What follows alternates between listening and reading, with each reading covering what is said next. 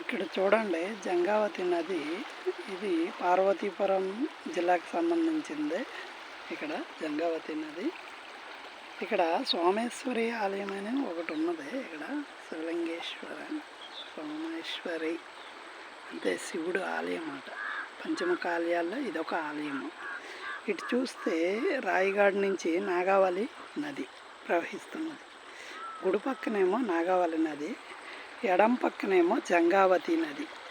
ఈ రెండు నదుల కలయిక మీకు ఇక్కడ చూపిస్తాను. చూడండి, చాలా స్పష్టంగా నదులు కలుస్తున్నాయి. ఇక్కడ చూడండి, చాలా స్పష్టంగా ప్రకృతి రమణీయంగా ఎంత చక్కగా సాగర గర్భంలోకి ప్రయాణిస్తున్నాయి అంటే చాలా చక్కగా. ఓం నమ శివాయ, హర హర మహాదేవ, శంభో శంకర శంకర, హర హర హర.